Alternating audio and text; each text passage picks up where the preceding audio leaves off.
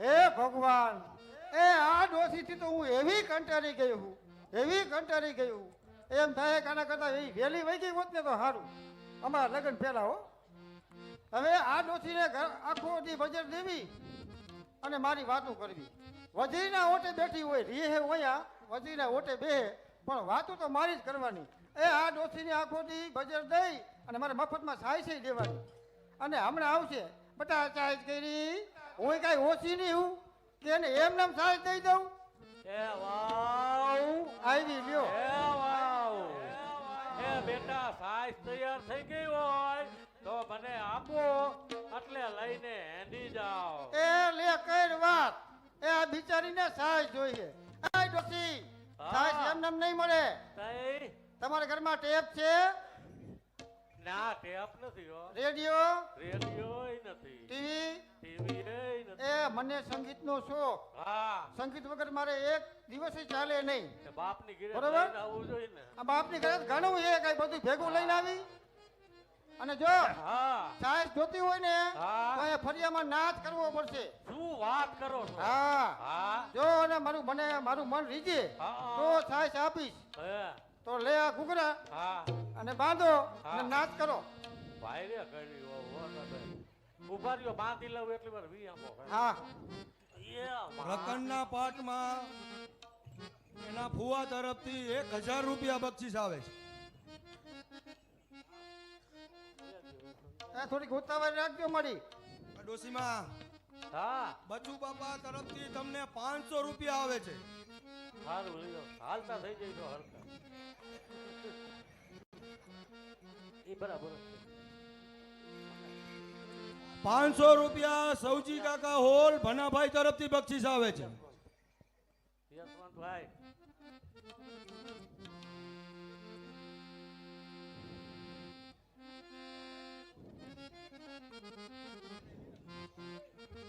હાય બંધાઈ ગયો તો. વાહ પાટિયા પાડી દીધો ભયો. તારે નાચ જોવો છે ને બેટા? નાચ તો જો હવે મારો નાચ થાય. સંગીત સંભળાવો. હા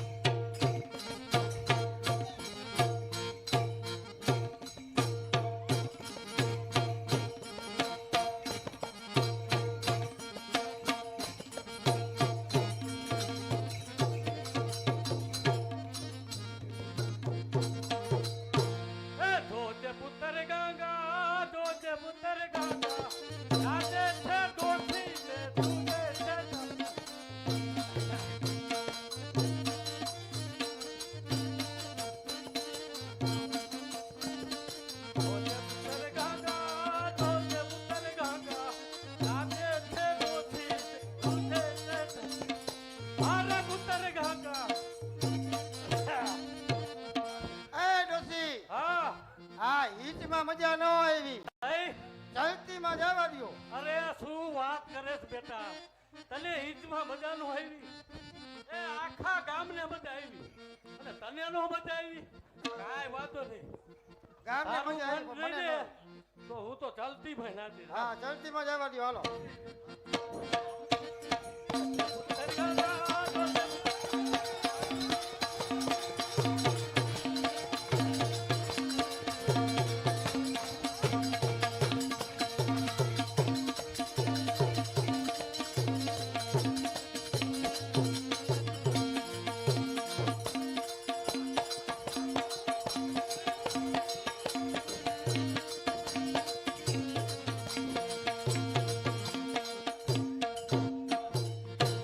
બેટા હવે તારું મન લીધું હોય તો સાહેબ દે હા નકર હવે સાહેબ પીવા જેવી નહીં રહે.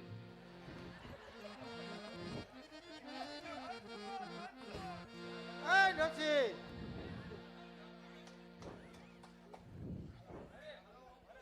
સાહેબ જોઈએ હા જો ઓલા ખૂણા પડી ધોણી આ લઈ લ્યો અને જાઓ હા થોડુંક આગળ આવજો આમ કા બાય સાહેબ ગંધા હો બજરના એ ડોસી તારા માણસ ઉભા રહ્યો એ શું છે? અહીંયા આવો કા તમે ચંપાને સમજો છો શું કા એમ વયું જવાનું છે જો કાલે આવું શું હોય કાલે આવો ને સાઈડ લેવા એટલે મારે કેવું ન પડે હો. સાહેબ મારે અઠવાડિયું હાલતું. હા ના ના ના ના રોજ આવવાનું તો આ કાંઈ વાંધો નહીં. અને પગમાં ઘૂઘરા બાંધી શું કરવાનું ઘૂઘરા છોડમાં જતી તું છો હા હવે હાચું હા બરોબર જાવ હેડો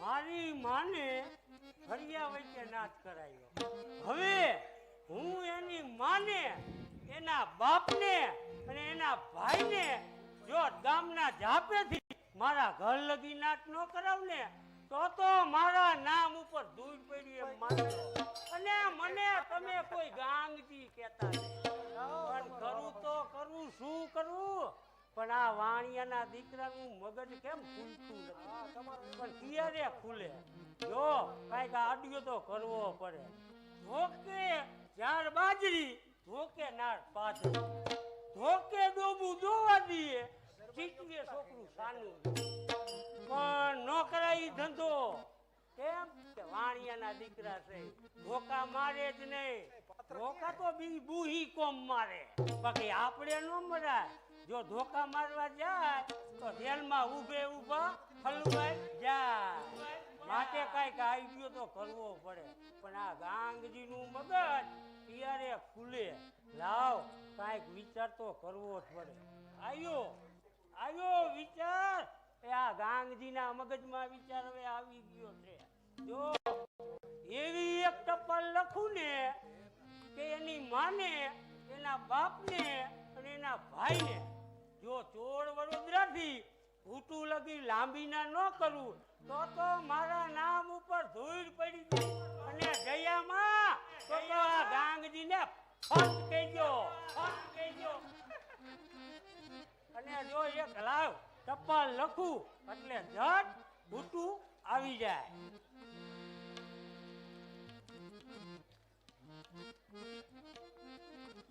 અમદાવાદ ઘૂંટુથી લિખિતન છોરું સમાન આપનો જમાઈ ગાંગજીના જય શ્રી કૃષ્ણ તમારી દીકરી લાડલી ચંપાના પગ કાળી ચૌદશને દિવસે કુંડારામાં આવી ગયા છે માટે રાત ને દિવસ ધૂણ્યાટ કરે છે ધૂણીને બેવડી વરી ગઈ પછી ભૂવા તેડાવ્યા દાખલા બેસાડ્યા એમાંથી એક ભૂવાનું કહેવાનું એમ થાય છે કે આ બેનના માતા પિતા અને ભાઈ માથે મુંડન કરાવી અને આખી શરીરે હળદર ચોપડવાની અને કાળી મૈસના ટપકા કરવાના અને હાથમાં મુસલ લેવાનું અને ગામનો જાપો આવે અહીંયાથી ગાતું આવવાનું કે ખેમ કુચડ હાથમાં મુચડ, ખેમ કુચડ હાથમાં મુચડ, ખેમ કુચડ હાથમાં મુચડ, ખેમ કુચડ હાથમાં મુચડ. એમ બોલતા બોલતા તમારે મારા ઘર લગી આવવાનું ને તમે જેવા ઘરમાં આવશો એટલે તરત તમારી દીકરી તમારી સામે આવી અને બોલશે. ભૂત સીધું તમારી સામે આવશે, પણ તમારે હું જ્યાં લગી કહું નહીં ત્યાં લગી નાચ બંધ કરવો નહીં, નકર તમારી દીકરીનું તમને જોતા જ આરામ થઈ જશે. અને તમારી દીકરી ઉપર જો તમને લાગણી હોય તો અને દયા આવતી હોય તો તમે આ પત્ર મળતા જ બેઠા હોય તો ઊભા થઈ જાઓ ને ઊભા હોય તો હાલતું થઈ જાઓ, નકર તમારી દીકરીનું મોઢું જોવા પામશો નહીં. લિખિતન આપનો આજ્ઞાકારી જમાય ગાંગજીના. જય શ્રી કૃષ્ણ.